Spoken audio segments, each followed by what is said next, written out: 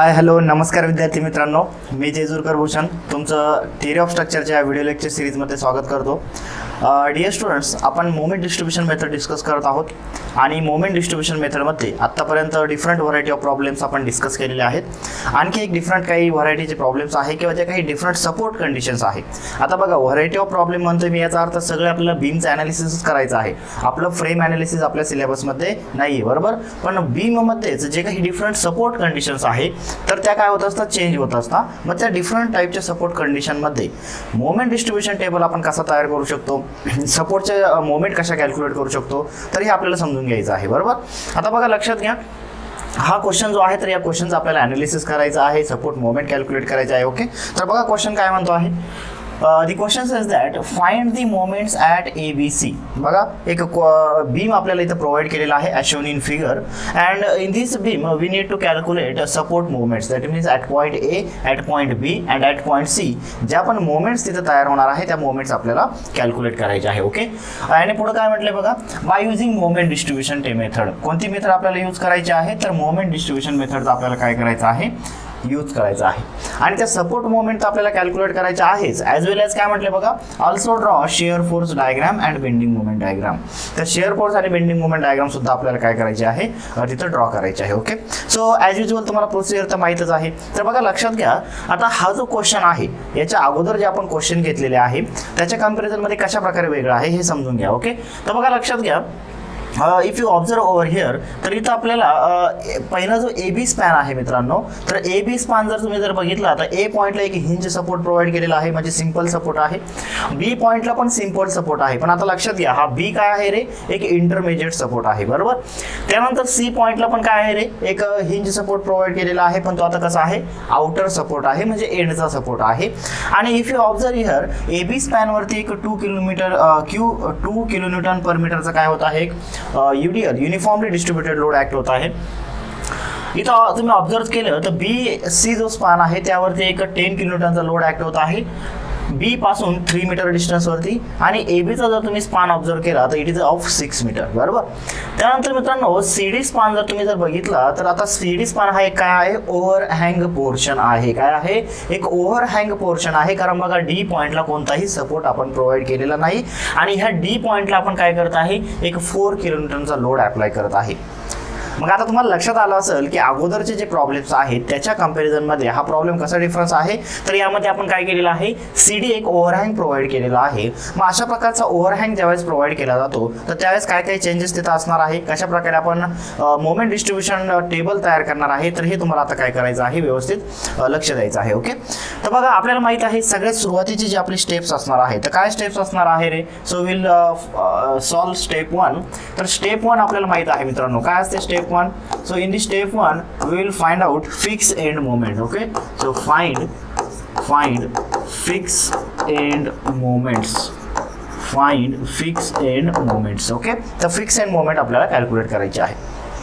मग सर, आता fixed moment calculate करायचे आहे म्हणजे आपल्याला काय करावं लागेल, प्रत्येक जॉईंटला फिक्स करावं लागणार आहे, बरोबर ना. लक्षात घ्या, प्रत्येक जॉईंटला मी फिक्स करायचं म्हणतो याचा अर्थ काय रे, की ज्या जॉईंटला सपोर्ट आहे त्या जॉईंटला आपण मी आता काय करणार, फिक्स सपोर्ट म्हणून कन्सिडर करणार आहे. ओके, तर बघा लक्षात घ्या, पहिला जो आपला ए बी पोर्शन आहे मित्रांनो, तर ए बी पोर्शनला आपण काय करूया, फिक्स करूया. So here it is a A support and here it is a B support. Okay, आणि बघा आपल्याला माहित आहे हा जो ए बी स्पॅन आहे तो किती दिलेला आहे रे, आपल्याला 6 मीटरचा स्पॅन आपल्याला दिलेला आहे, बरोबर. ए बी स्पॅन किती दिलेला आहे, 6 मीटरचा. आणि मित्रांनो, आत्ताच आपण बघितलं की हा जो ए बी स्पॅन आहे, ह्या ए बी स्पॅनवरती एक UDL ऍक्ट होत आहे. त्या UDLची इंटेन्सिटी दिलेली आहे 2 किलोन्यूटन पर मीटर. तर 2 किलोन्यूटन पर मीटरची इंटेन्सिटीचा काय होत आहे, इथं UDL ऍक्ट होत आहे.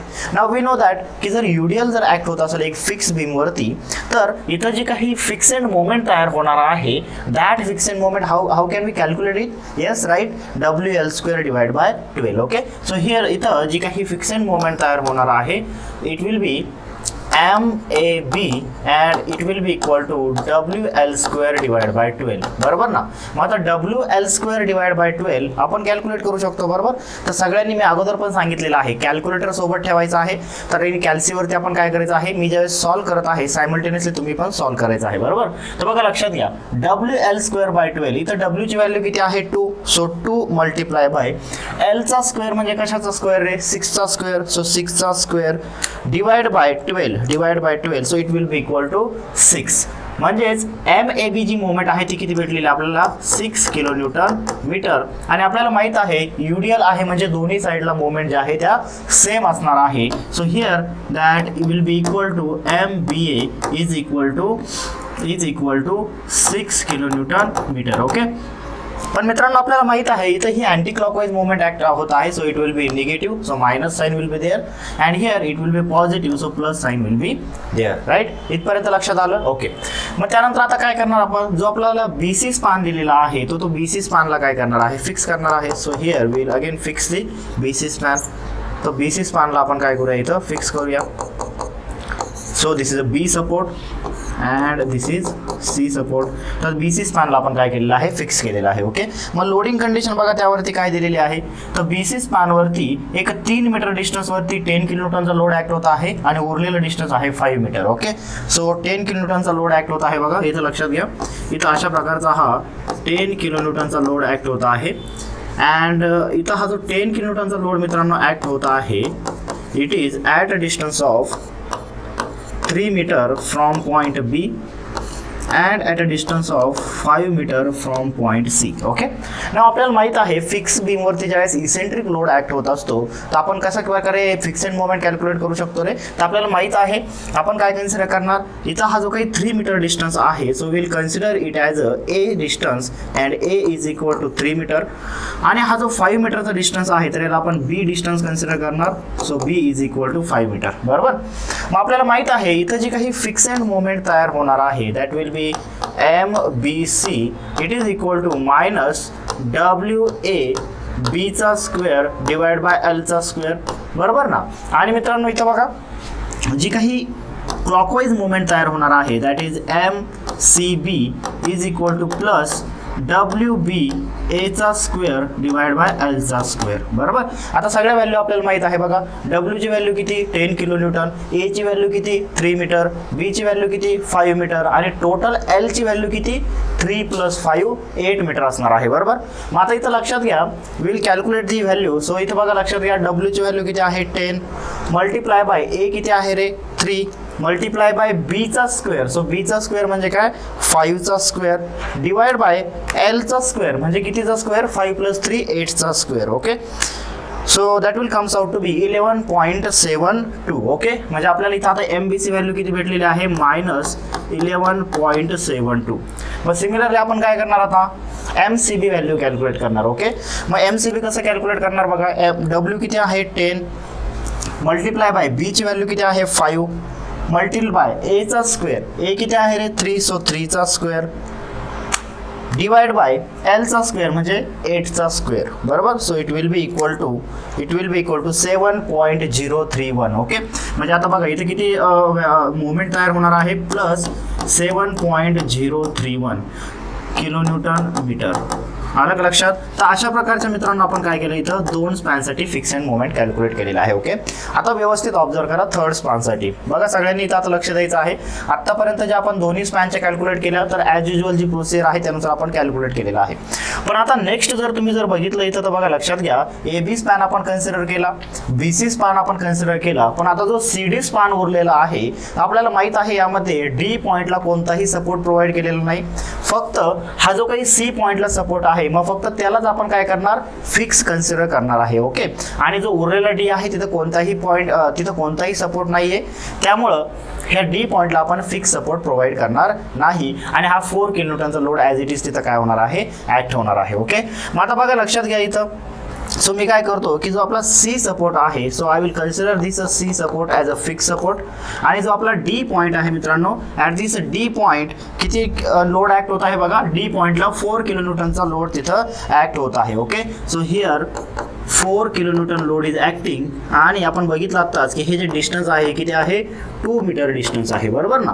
मग आता लक्षात घ्या मित्रांनो, इथं तुम्ही ऑब्झर्व जर केलं तर आपण काय कॅल्क्युलेट करत आहे रे, तर आपण फिक्स अँड मोमेंट कॅल्क्युलेट करत आहे. मग सर फिक्स अँड मोमेंट म्हणजे कोणत्या मोमेंट, तर फिक्स सपोर्टला तयार झालेल्या मोमेंट. मग आता इथं ऑब्झर्व जर केलं तुम्ही तर फिक्स सपोर्ट कुठं आहे, सी पॉईंटला आहे. मग सी पॉईंटला कोण मोमेंट तयार करणार आहे, हा लोड तयार करणार आहे. मग आता लक्षात घ्या या लोडमुळे कशी मोमेंट तयार होणार रे, 4 × 2 8 किलोन्यूटन मीटर क्लॉकवाईज मोमेंट तयार होणार. पण त्याला अपोज करण्यासाठी इथं जी रिॲक्शन आहे ही कशी तयार होणार आहे, अँटी क्लॉकवाईज तयार होणार आहे. So it will be MCD, आणि ही अँटी क्लॉकवाईज असल्यामुळे कशी असणार आहे, minus. So -4 × 2, so -8 kilonewton metre. आलं का लक्षात मित्रांनो. तर अशा प्रकारे आपण काय केलेलं इथं फिक्स अँड मोमेंट कॅल्क्युलेट केलेलं आहे. तर बघा ओव्हरहँग पोर्शन जर प्रॉब्लेममध्ये आला तर ओव्हरहँग पोर्शन अशा प्रकारचं ज्यावेळेस येत आहे तिथं, तर कशा प्रकारे तुम्ही फिक्स अँड मोमेंट कॅल्क्युलेट करायचे आहे हे व्यवस्थित लक्षात ठेवा, बरोबर. कारण आता पहिलाच आपला असा प्रॉब्लेम आहे की ज्यामध्ये ओव्हरहँग पोर्शन आपण कन्सिडर केलेला आहे. ओके, तर प्रत्येक सेशनमध्ये जो आपण प्रॉब्लेम घेणार आहे त्यामध्ये काहीतरी वेगळं चेंज असणार आहे. ओके, आणि तो चेंज तुम्हाला लक्षात घ्यायचा आहे. मग अशा प्रकारे आपण काय केलं तर आता सगळं फिक्स अँड मोमेंट कॅल्क्युलेट केलेलं आहे.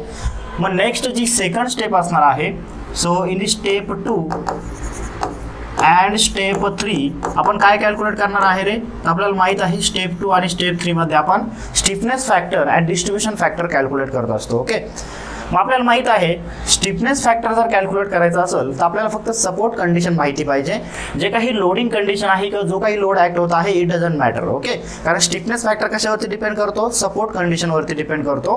And distribution factor is again depend on the stiffness factor. Okay, now see here, इथं आपण आता काय करूया, जे काही जॉईंट्स आहे त्याचं नेमिंग करूया. बघा इथं आहे joint A, so here it is joint B, here C and here it is D joint. Okay, किंवा D पॉइंट तिथं आहे. ओके, मग आता बघा लक्षात घ्या, तुम्ही क्लिअरली ऑब्झर्व करा. इथं आपल्याला माहित आहे की स्टिफनेस फॅक्टर किंवा डिस्ट्रीब्युशन फॅक्टर आपण कुठं कुठं फाइंड करत असतो रे, जे काही इंटरमिजिएट पॉईंट आहे. ओके, मग B पॉईंट आहे, C पॉईंट आहे, इथं आपल्याला काय करावं लागेल, स्टिफनेस फॅक्टर आणि डिस्ट्रीब्युशन फॅक्टर फाइंड करावं लागेल. ओके, मग बघा लक्षात घ्या, so will say at joint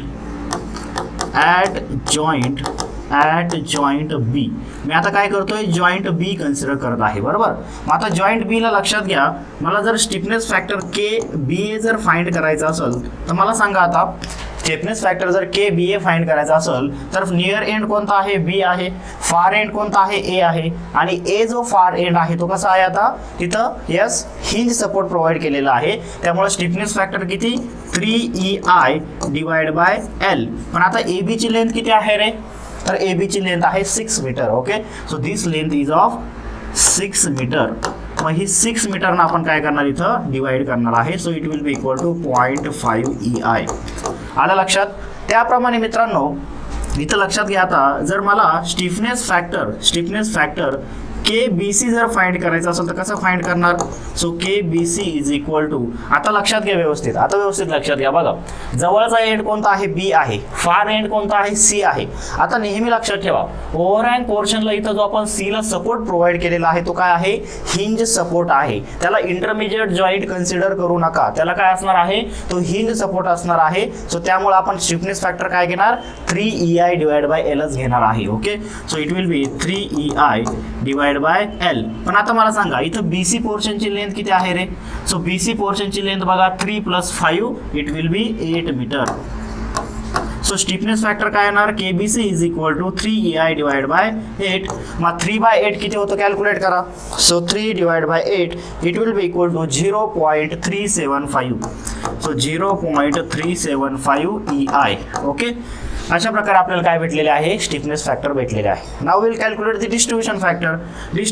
आता कॅल्क्युलेट करणार तर बघा distribution factor BA is equal to, मला सांगा आता मला BA चा डिस्ट्रीब्युशन फॅक्टर कॅल्क्युलेट करायचा आहे. मग मी काय करणार, न्यूमरेटरला BA चा स्टिफनेस घेणार, म्हणजेच काय KBA, आणि KBA किती आहे 0.5 EI. So 0.5 EI divide bye आता काय करणार, जे पण दोन्ही स्टिफनेस आहे म्हणजेच BA आणि BC त्याची काय करणार आहे, समेशन डिनॉमिनेटरला घेणार आहे. Okay, so 0.5 EI plus 0.375 EI. मग बघा आता याचा डिस्ट्रीब्युशन फॅक्टर कॅल्क्युलेट करा. So 0.5 divided by 0.5 plus 0.375, so it will comes out to be 0.57. किती भेटणार आहे 0.57. तर अशा प्रकारे आपल्याला बीएचा काय भेटलेला आहे रे डिस्ट्रीब्यूशन फॅक्टर भेटलेला आहे किती 0.57. Okay, now will calculate distribution factor for member BC. Distribution factor आता बीसी साठी कॅल्क्युलेट करायचा आहे. मग मला सांगा जो काही स्टिफनेस आहे तो न्यूमरेटरला कोणाचा घेणार बीसीचा. बीसीचा किती आहे स्टिफनेस 0.375 EI.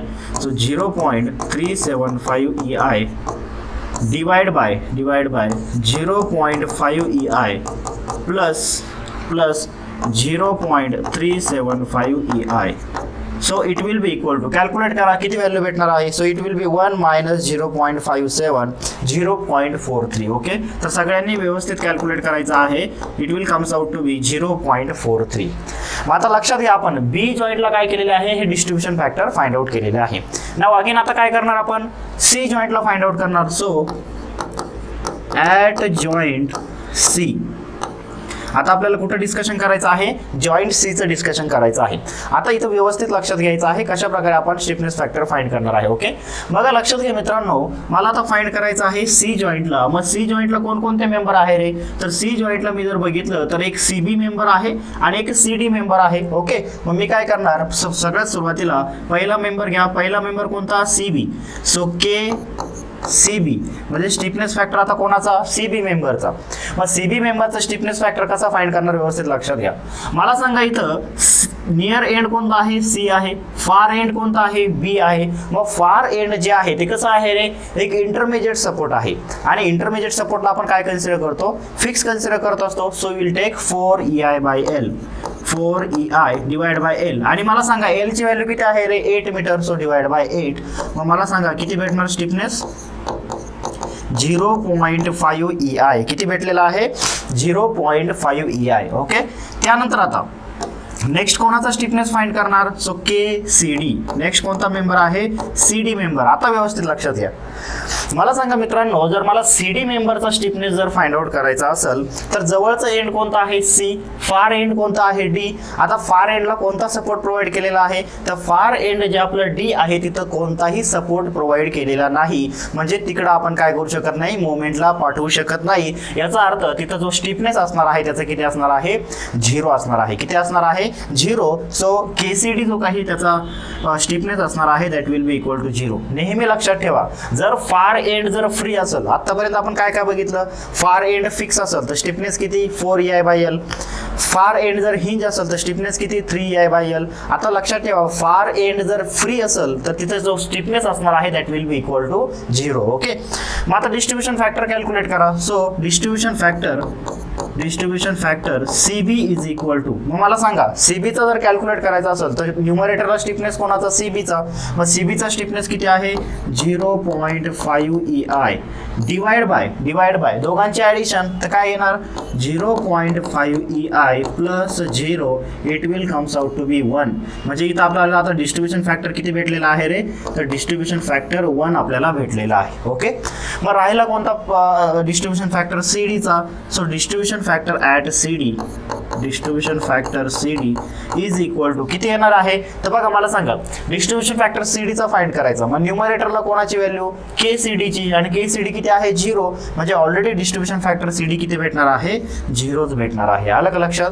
म्हणजे आता बघा आपण स्टेप 1 स्टेप 2 आणि स्टेप 3 तिन्ही स्टेप व्यवस्थित फाइंड आउट केलेले आहे. सगळ्यात सुरुवातीला फिक्सेड मोमेंट फाइंड आउट केल्या, त्यानंतर स्टिफनेस फॅक्टर फाइंड केला आणि डिस्ट्रीब्यूशन फॅक्टर फाइंड आउट केलेले आहे. ओके, मग आता नेक्स्ट स्टेप आपली काय असणार आहे तर ऑब्व्हियसली आता आपल्याला काय करायचं आहे की मोमेंट डिस्ट्रीब्यूशन टेबल तयार करायचं आहे आणि त्यावरनं सपोर्ट मोमेंट्स आपल्याला फाइंड आउट करायचे आहे. Okay, so will move to the step 4. So step 4 काय असणार आहे मोमेंट डिस्ट्रीब्यूशन टेबल. तर मोमेंट डिस्ट्रीब्यूशन टेबल आपल्याला काय करायचं आहे तयार करायचं आहे. ओके, मग आपल्याला माहित आहे मोमेंट डिस्ट्रीब्यूशन टेबल मध्ये मित्रांनो आपण सगळ्यात सुरुवातीला काय एंटर करतो रे जॉईंट्स आपण एंटर करत असतो. ओके, सो एंटर दी जॉईंट्सला आपण काय करूया एंटर करूया. ओके, मग आता जॉईंट्स बघा मित्रांनो आपल्याकडे कोणकोणते जॉईंट्स अवेलेबल आहे रे. आपल्याकडे कोणकोणते जॉईंट्स अवेलेबल आहे बघा A B C आणि D जॉईंट्स आपल्याकडे अवेलेबल आहे. ओके, म्हणजे 4 जॉईंट्स आपल्याकडे अवेलेबल आहे. सो हिअर बघा आता A जॉईंट आहे बी जॉईंट आहे, सी जॉईंट आहे आणि इथं डी जॉईंट आहे. बरोबर, तर अशा प्रकारचे जॉईंट्स आपल्याकडे अवेलेबल आहे. मग आता इथं लक्षात घ्या, जॉईंट्स एंटर केल्यानंतर आपण कोणाला एंटर करणार, मेंबर्सला एंटर करणार. मग कोणकोणते मेंबर आहे बघा, ए पासनं ए बी मेंबर आहे, बी पासनं बी ए मेंबर आहे आणि बी सी मेंबर आहे, सी पासून बघा लक्षात घ्या सी बी मेंबर आहे आणि सी डी मेंबर आहे आणि डी पासून काय आहे, डी सी मेंबर आहे. बरोबर, त्यानंतर आता व्यवस्थित लक्षात घ्या, नंतर काय करणार आपण, डिस्ट्रीब्युशन फॅक्टर एंटर करा. बघा डिस्ट्रीब्युशन फॅक्टर ए पॉईंटला असणार का, डिस्ट्रीब्युशन फॅक्टर नसणार आहे.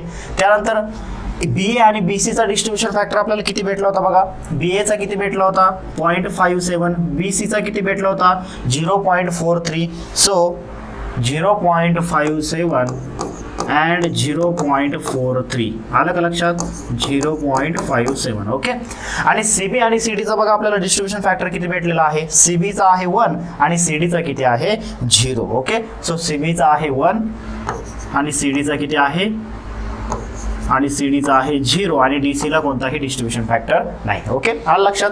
त्यानंतर आता बघा नेक्स्ट आपल्याला काय एंटर करायचं असतं, फिक्स एंड मोमेंट आपण एंटर करणार. मग बघा फिक्स एंड मोमेंट आपल्याला काय काय भेटला होता, तर ए बी साठी भेटली होती -6 आणि बी ए साठी भेटली होती +6. ओके, सो इथं बघा -6 आणि बी ए साठी किती रे, सो -6 आणि बी ए साठी किती +6. ओके, त्यानंतर बी सी आणि सी बी साठी बघा, बी सी साठी फिक्स एंड मोमेंट आहे -11.72 आणि इथं आहे 7.031. ओके, सो -11.72 आणि इथं +7.031. ओके, त्यानंतर बघा सी डी साठी आपल्याला किती फिक्स एंड मोमेंट भेटली होती, तर सी डी साठी -8 भेटली होती आणि डी सी साठी कोणती फिक्स एंड मोमेंट आहे का, कोणतीही नाही. So it will B 0. Okay, so here इथं बघा -8 आणि इथं असणार आहे 0. सो आय होप इथपर्यंत तुम्हाला क्लिअर झालेलं आहे. ज्या पण आपल्या ॲज युजल जसं आपण व्हॅल्यूज एंटर करत असतो तर इथपर्यंत आपण काय केलेलं आहे, एंटर केलेलं आहे. सगळ्यात सुरुवातीला जॉईंट्स, त्यानंतर मेंबर, त्यानंतर डिस्ट्रीब्युशन फॅक्टर, त्यानंतर फिक्स एंड मोमेंट. ओके, आता व्यवस्थित लक्षात घ्या मित्रांनो, आपण फिक्स एंड मोमेंट एंटर केल्यानंतर आपण काय करत असतो रे, मोमेंटला रिलीज करत असतो. आणि कोणत्या पॉईंटला मोमेंट रिलीज करतो, ज्या पॉईंटची मोमेंट आपल्याला ऑलरेडी नोन आहे. बरोबर ना. मग आता बघा लक्षात घ्या, इथं रिलीज मोमेंट. मग आता आपण स्ट्रक्चर जर ऑब्झर्व जर केलं, इथे स्ट्रक्चर ऑब्झर्व जर केलं तर कोणत्या पॉईंटची मोमेंट आपल्याला डायरेक्टली माहिती आहे, तर मला माहित आहे एला कोणता सपोर्ट आहे, हिंज सपोर्ट. म्हणजे एला ऑब्व्हियसली मोमेंट काय असली पाहिजे, 0 असली पाहिजे. ओके, आणि त्यानंतर बाकी बी आणि सी पॉईंटची मोमेंट ऑलरेडी तुम्हाला माहित आहे -8 ती आपण कॅल्क्युलेट केलेली आहे. आणि बी पॉईंटची मोमेंट तुम्हाला माहित नाहीये, त्यामुळे ती काय असणार आहे, अननोन असणार आहे. पण मला कन्फर्म माहित आहे की ए पॉईंटला मोमेंट 0 असणार आहे. ओके, मग त्याला आपण काय करूया, बॅलन्स करूया. तर बघा लक्षात घ्या, आता ए पॉईंटला आपण म्हणतोय 0 पाहिजे, पण ऍक्च्युली आपण किती एंटर केली, -6 एंटर केलेली आहे. सो आपल्याला काय करावं लागणार आहे, इथं +6 मोमेंट अप्लाय करावं लागणार आहे. सो दॅट आपल्याला ऍक्च्युअल मोमेंट काय भेटणार आहे, 0 भेटणार आहे. ओके, त्यानंतर इथं बी ला कोणतीही आपण मोमेंट रिलीज करणार नाही, सी ला कोणतीही मोमेंट रिलीज करणार नाही आणि इथं बाकी कोणतीही मोमेंट रिलीज करण्याची तिथं गरज नाही. ओके, आता बघा लक्षात घ्या, आपण काय करतो रे, जी रिलीज मोमेंट आहे त्याला काय करत असतो, कॅरी करत असतो. Okay, so I will write here carry moment. आता बघा लक्षात घ्या, मला सांगा अप्लाय कुठं केली, इथं +6, मग त्याची कॅरी कुठं होणार, ए बी ला अप्लाय केली, मग बी ए ला कॅरी होणार आणि कॅरी होताना किती होणार, half moment. Okay, so half moment इथं कॅरी होणार आहे. सो इट विल बी +3. किती मोमेंट कॅरी होणार आहे, +3. आता मला माहित आहे एकदा की मला कॅरी मोमेंट पर्यंत रीच झालो, म्हणजे एकदा की मी मोमेंटला रिलीज केलं आणि जी काही कॅरी आहे ती कॅरी केलं की त्यानंतर मी काय करणार, आता ज्या पण माझ्या मोमेंट आहे त्या तिन्ही मोमेंटची काय करणार, मी अल्जेब्रिक सम करणार आहे. ओके, म्हणजे याचं फिक्सेड मोमेंट पासून इथपर्यंत ज्या 3 स्टेप आहे त्या 3 स्टेपची मी अल्जेब्रिक सम करणार आहे. ओके, मग आता बघा, so I will write here final moment 1. मग आता बघा इथं -6 + 6 किती रे, 0. त्यानंतर +6 + 3 किती, +9. त्यानंतर इथं बघा -11.72. त्याच्यानंतर इथं बघा +7.031. इथं किती असणार आहे, -8 आणि इथं किती, 0. बरोबर. मग आता लक्षात घ्या, आता आपण चेक करणार की जे पण आपले इंटरमिजिएट पॉईंट आहे तिथं आपल्या मोमेंट बॅलन्स आहे की नाही. ओके, मग चेक करा मित्रांनो, मला सांगा इथं बी पॉईंटला मोमेंट बॅलन्स आहे का रे, बी पॉईंटला मोमेंट बॅलन्स आहे का, तर बी पॉईंटला मोमेंट बॅलन्स नाही का, कारण इथं +9 आहे, इथं -11.72 आहे. सी पॉइंटला मोमेंट बॅलन्स आहे का? मोमेंट बॅलन्स नाहीये का? कारण +7.031 आणि -8. सो आपल्याला आता काय करावं लागेल, जे अनबॅलन्स मोमेंट आहे त्याला काय करावं लागणार आहे, डिस्ट्रीब्यूट करावं लागणार आहे. ओके, मग कसं डिस्ट्रीब्यूट करणार तर व्यवस्थित लक्षात घ्या. So will distribute the moment. So मी असं राईट करतो बघा, मोमेंट डिस्ट्रीब्युशन. काय राईट करतो मी? मोमेंट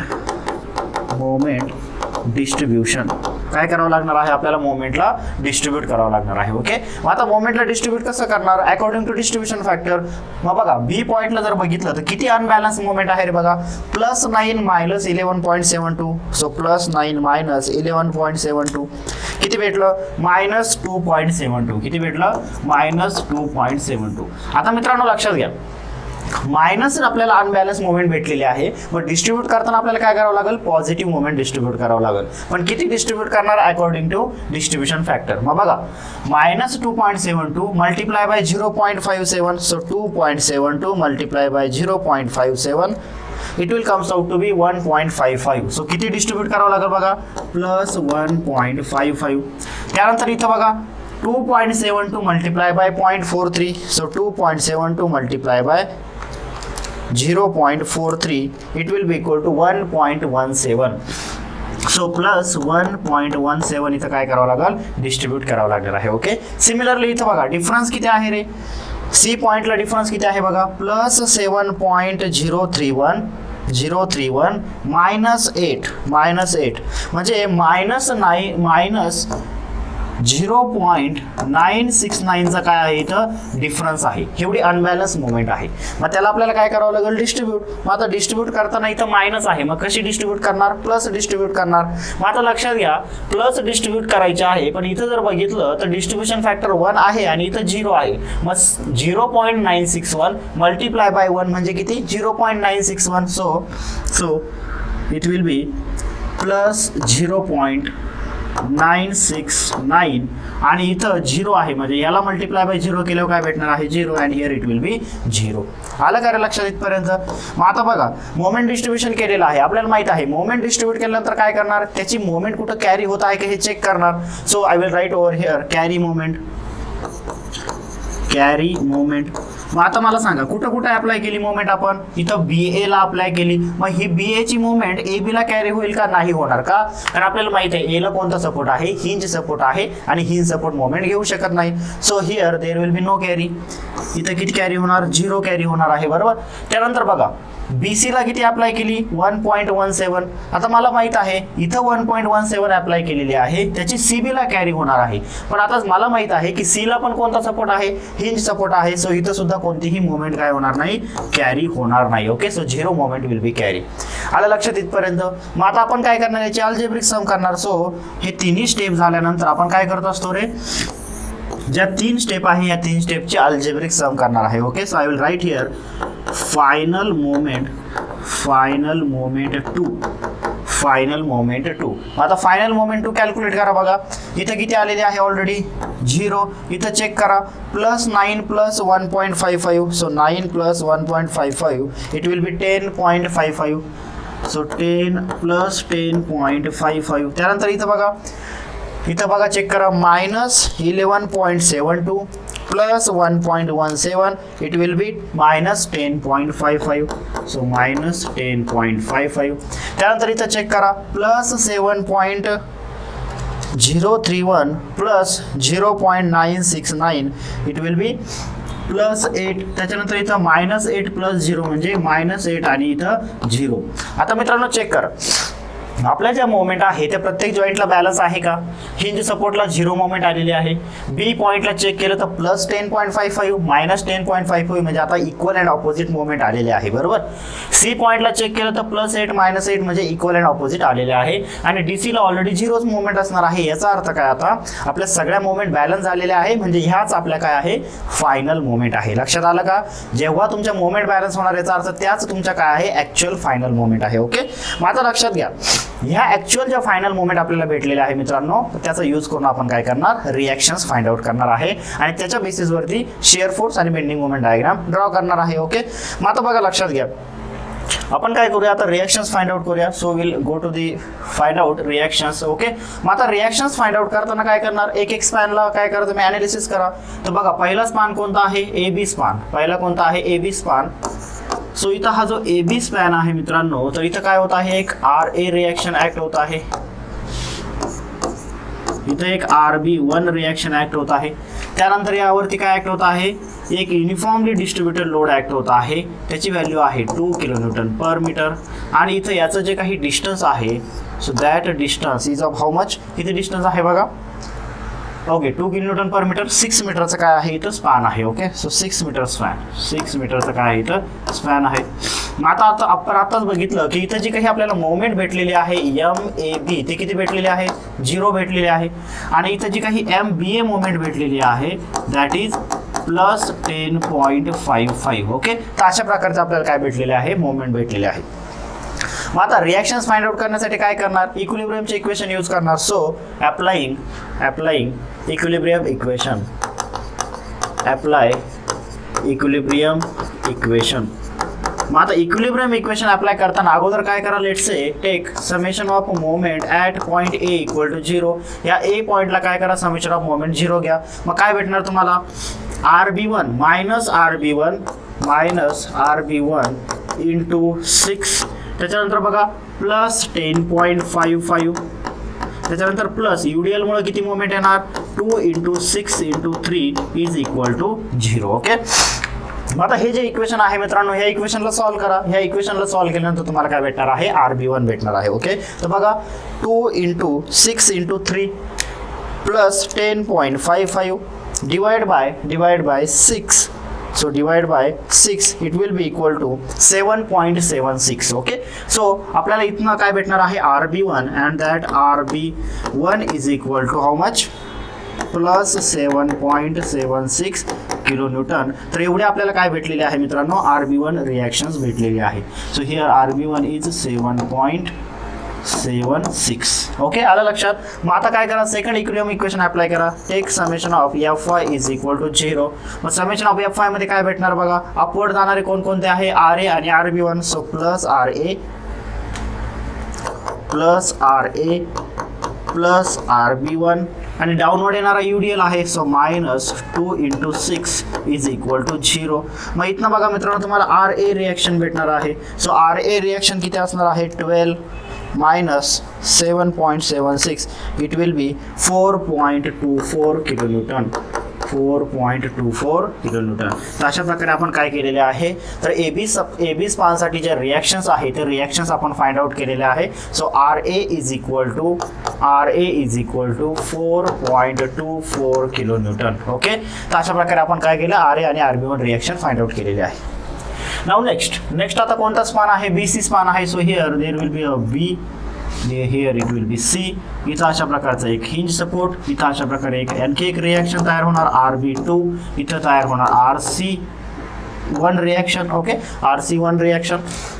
त्यानंतर BC स्पॅनवरती बघा कोणता लोड ऍक्ट होत आहे, तर BC स्पॅनवरती एक 10 किलोन्यूटनचा लोड आहे 3 मीटर डिस्टन्सवरती. ओके, कुठनं, B पॉईंटपासनं. आणि इथं मोमेंट किती तयार झालेली आहे बघा, BCला किती मोमेंट आहे, मायनस 10.55 आणि CBला किती मोमेंट आहे, प्लस 8. ओके, प्लस 8 एवढी मोमेंट तयार झालेली आहे. म्हणजे बघा लक्षात घ्या, इथे एक 10 किलोन्यूटनचा लोड ऍक्ट होत आहे.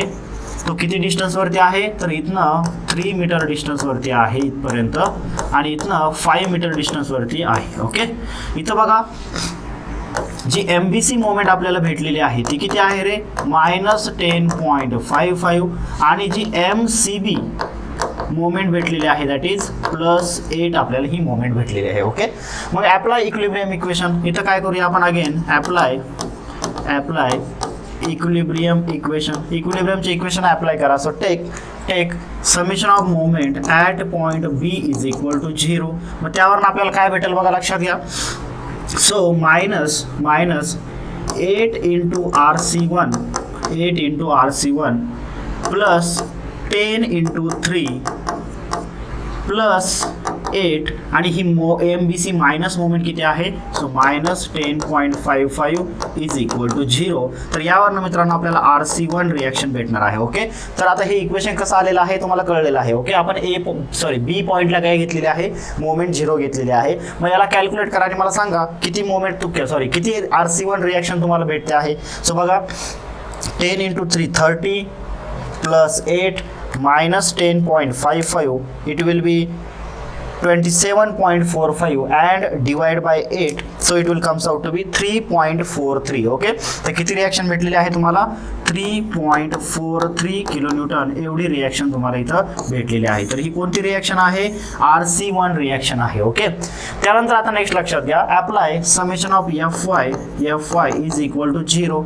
मग समेशन ऑफ Fy मध्ये बघा अपवर्ड जाणारे forces positive, so plus RB2 plus RC1 minus 10 is equal to 0. बरोबर ना. बघा डाऊनवर्ड येणारा फोर्स कोणता आहे, डाऊनवर्ड येणारा -10 आणि RB2 आणि RC1 अपवर्ड जाणारे पॉझिटिव्ह. ओके, मग आता याच्यामध्ये RC1 ची तुम्हाला व्हॅल्यू माहित आहे, so calculate RB2. So RB2 is equal to किती येणार बघा, 10 minus 3.43, so it is equal to 6.57 kilonewton. आलं लक्षात. तर इथनं काय भेटणार आहे तुम्हाला, ही RB2 रिॲक्शन इथं भेटणार आहे. आलं लक्षात. ओके, तर अशा प्रकारे आपण BC स्पॅनचे पण काय केलेले आहे, रिॲक्शन्स फाइंड आउट केलेले आहे. Now see for the CD span. आता CD स्पॅनला मी जर ऑब्झर्व जर केलं तर मला माहित आहे इथं अशा प्रकारचा एक लोड ऍक्ट होत आहे 4 किलोन्यूटनचा. त्याच्यानंतर हे जे काही टोटल स्पॅन आहे दिस इज ऑफ 2 मीटर आणि इथं काय होणार आहे, एक रिॲक्शन तयार होणार आहे. That's reaction will be RC2 reaction. बरोबर ना. आता बघा मित्रांनो, इथं जर तुम्ही ऑब्झर्व जर केलं तर मला माहित आहे हा इथं जी CD पोर्शन आहे, तर C पॉइंटला एक मोमेंट तयार झालेली आहे, anticlockwise moment, and that MCD is equal to -8 kilonewton metre. बरोबर ना. पण आता लक्षात घ्या, इथं जर तुम्हाला RC2 रिॲक्शन फाइंड आउट करायची असेल तर एकच इक्विलिब्रियमचं इक्वेशन जरी यूज केलं तरी तुम्ही फाइंड आउट करू शकता. मग take summation of Fy is equal to 0. मग आता इथं लक्षात घ्या, summation of Fy equal to 0 जर घेतलं तर मला काय भेटेल रे, RC2 is equal to 4 kilonewton. RC2 is equal to 4 kilonewton. आलं का लक्षात. तर अशा प्रकारे मित्रांनो आपण बघा सगळ्या स्पॅनच्या काय केलेल्या आहे, जेवढ्या पण रिॲक्शन्स तिथं तयार होत आहे सगळ्या रिॲक्शन्स आपण फाइंड आउट केलेल्या आहे. ओके, मग आपल्याला माहित आहे एकदा की आपण रिॲक्शन्स फाइंड आउट केल्या त्यानंतर आपण काय करणार आहे, शिअर फोर्स आणि बेंडिंग मोमेंट डायग्राम तयार करणार आहे. ओके, मग आता शिअर फोर्स आणि बेंडिंग मोमेंट डायग्राम तयार करूया आपण. ओके, लक्षात घ्या इथं अशा प्रकारचं आपल्याला काय केलेलं आहे, स्ट्रक्चर प्रोव्हाइड केलेलं आहे. इथं आहे A पॉईंट, इथं आहे B point, here it is C and here it is D. इथं 4 किलोन्यूटनचा लोड ऍक्ट होत आहे, इथं 10 किलोन्यूटनचा लोड ऍक्ट होत आहे, इथं 2 किलोन्यूटन पर मीटर लोड ऍक्ट होत आहे. बरोबर. आपल्याला माहित आहे हा टोटल स्पॅन किती आहे रे, तो total span is of 6 metre. त्याच्यानंतर हा जो टोटल स्पॅन आहे हा आहे 3 मीटर.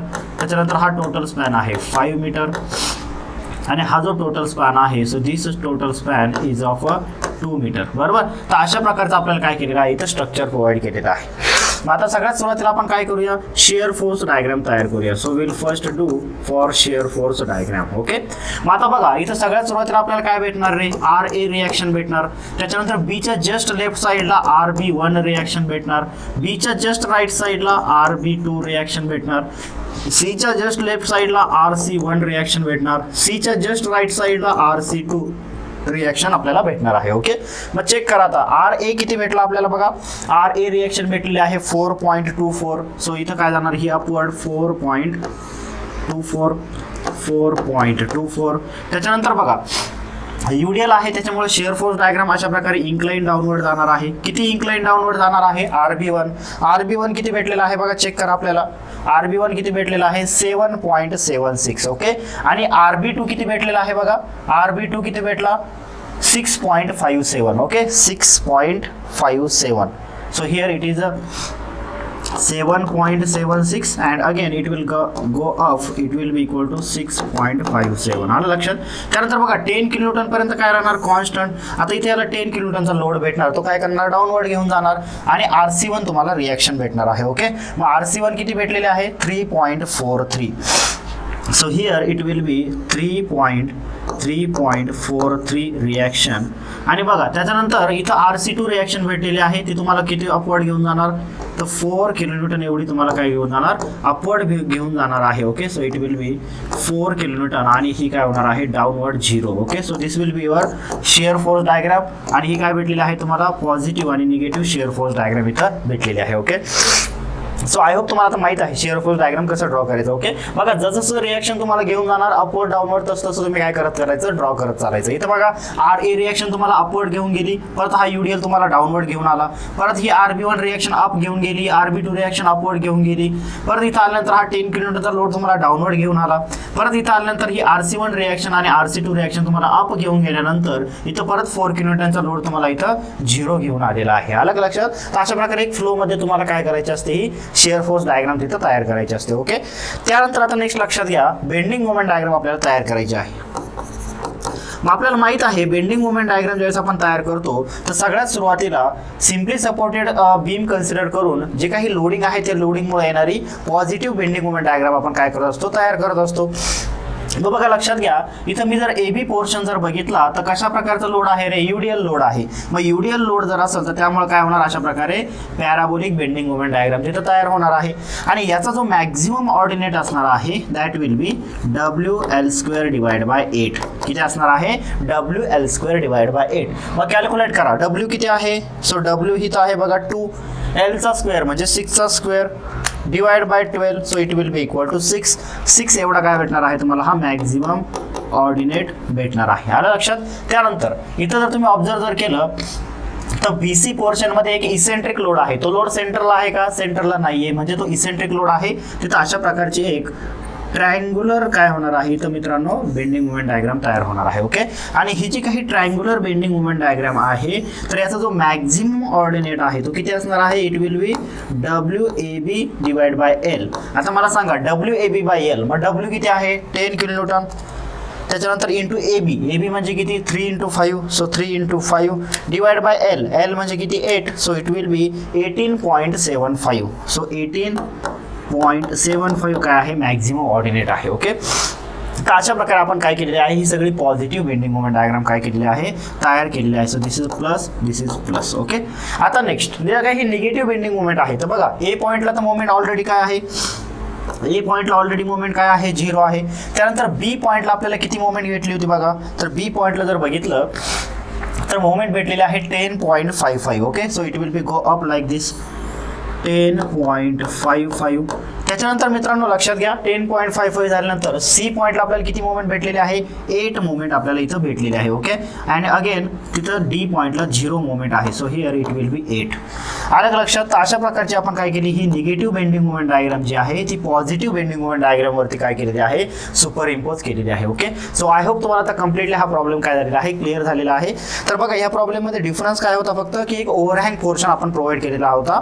मग ओव्हरहँग पोर्शनच्या केसमध्ये कशा प्रकारे आपण डिस्ट्रीब्युशन टेबल तयार करणार, कशा प्रकारे आपण shear force bending moment diagram draw करणार, हे तुमच्या क्लिअरली लक्षात आलं असेल. ओके, सो आणखी काही व्हरायटी ऑफ प्रॉब्लेम आपल्याला डिस्कस करायचे आहे ते नेक्स्ट अपकमिंग सेशनमध्ये आपण डिस्कस करूया. थांबूया इथं, भेटूया नेक्स्ट सेशनमध्ये. Thank you very much.